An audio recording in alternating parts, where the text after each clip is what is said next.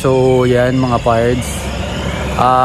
Andito ako sa Calax kasi yan, currently medyo shock pa tayo mga parts, pero yan, merong bumato sa ating sasakyan at sobrang laki ng damage.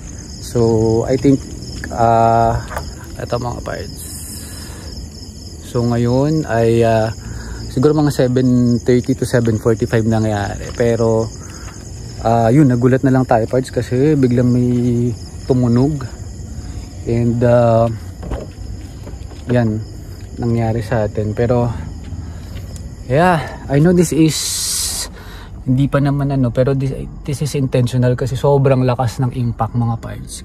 Yeah, medyo madilim lang, pero ngayon mga parts medyo nashock pa din ako at kalat-kalat pa din yung mga bubog dito sa sasakyan. Sobrang hindi ko pa rin alam kung merong tumama sa mata ko or ano, kasi syempre mga maliliit na pieces yan. So update ko kayong mga parts, but for the meantime hinihintay natin yung officials or yung mag-investigate dito sa Calax kasi I think kahit pa paano parang dapat liable din sila kasi may bridge kasi doon sa bago mag-exit, and so far currently wala pa atang lights at saka CCTV. So update ko kayo mga parts, pero ngayon ay shock pa rin tayo, medyo nagulat tayo mga parts, but hopefully ay wala namang iba pang nangyari. Pero kung sino man ang gumawa niyan mga parts ay si Lord na po ang bahala sa inyo, at sana hindi na maulit or wala na mga motorista na madamay or mangyari sa kanila to. Sobrang nakakashock mga parts, and sobrang hassle kasi syempre hindi tayo makakagalaw kasi wala tayong sasakyan. So yung mga parts, update ko kayo later. For the meantime, hintayin muna natin yung investigator. Ay parts, grabe.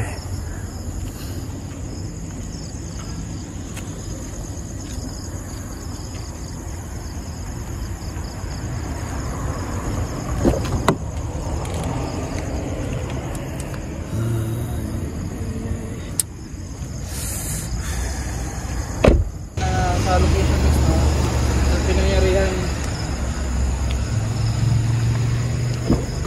Bale, ito 1945 lang ma'am. Itong tourist lang din. Bale, isa ni sir, dito ito kailan natin.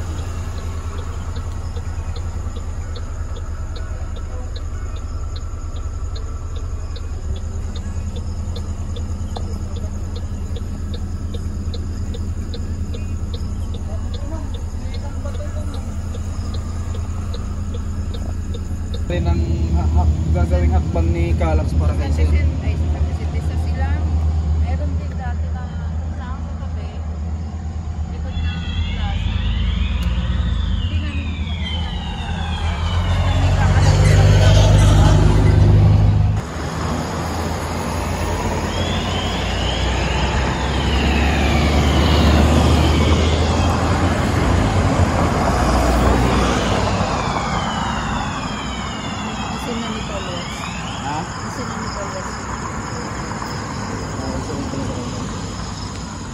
importante na kuha na natin yung detalye na kailangan natin.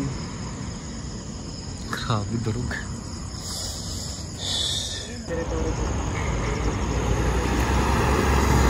Yan mga parts, may mga bubog pa po tayo here.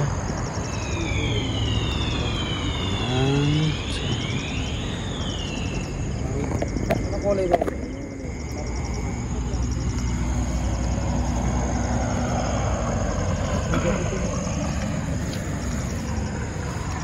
Sir, yung sa ano din sir, sa mata sir, wala bang So mga parts, just a quick update. So dumating na yung mga security and operations, and sabi nila this is the first time actually that happened. Hi, good evening po.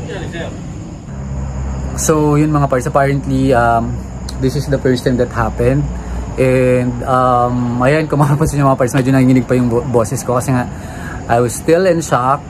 Medyo nagulat talaga ako, kinabahan talaga ako, and medyo nanginginig ako ngayon kasi nga first time din sa akin nangyari. Sobrang lakas talaga nito. Kaya nakita nyo naman yung damage mga parts. So dito na yung mga security, and apparently the only thing that they can help me with is yung incident report. So ngayon mga parts, to be honest, yung eyes ko hindi ko ginagalaw or kinukusot kasi nga baka there's something inside it and baka ma-aggravate. So I'm planning to drop by silang specialist or hospital along the way. But yeah, it was a traumatic incident, and syempre yung hassle, and ang goal ko lang naman or ang wish ko or the only reason and what I'm doing this vlog is for other motorists to be very vigilant and aware that there is instances here in Calax na ganyan. So I hope the Calax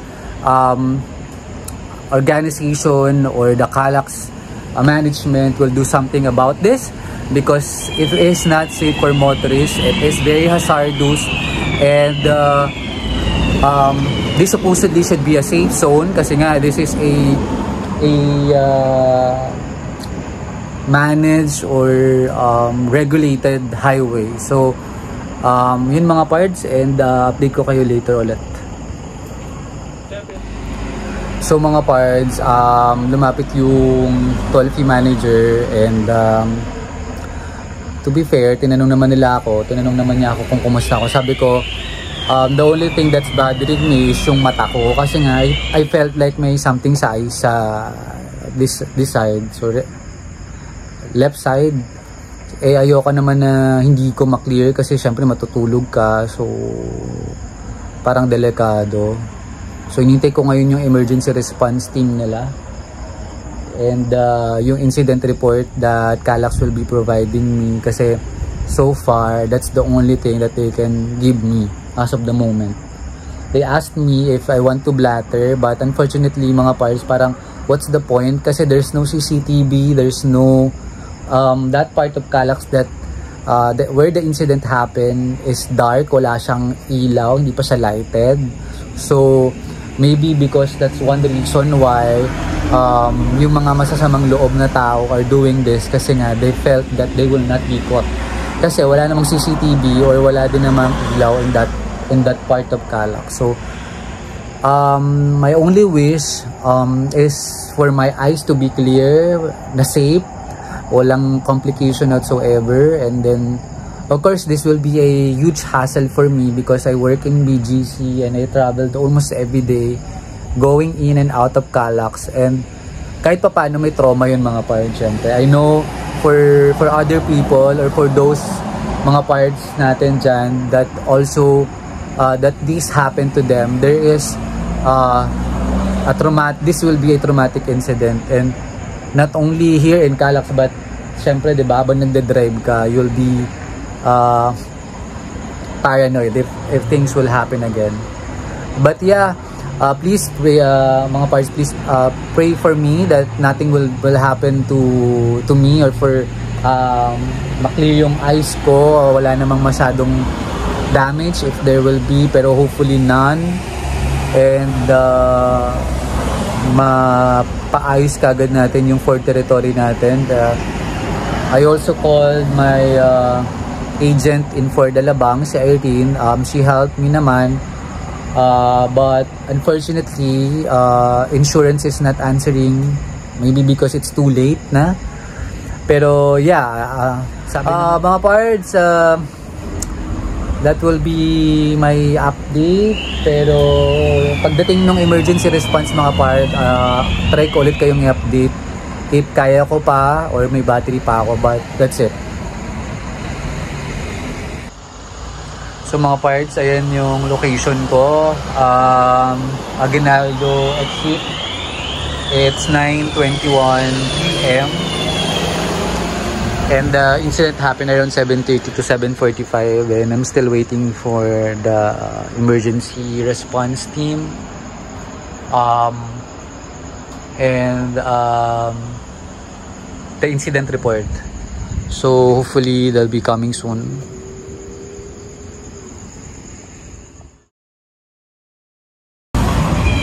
So mga pards, I did this video to spread awareness sa mga pards natin dyan. I know majority of you, or maybe some of you, or all of you already drive along Calax, and please be safe. Please share this video to your families and friends so that they'll be aware as well. And we hope that this will be the last time that it will happen, and I'm sure thankfully nothing serious happened, like hindi ko na bangga yung kotse o hindi ako nagpanic masyado. I was focused to drive straight.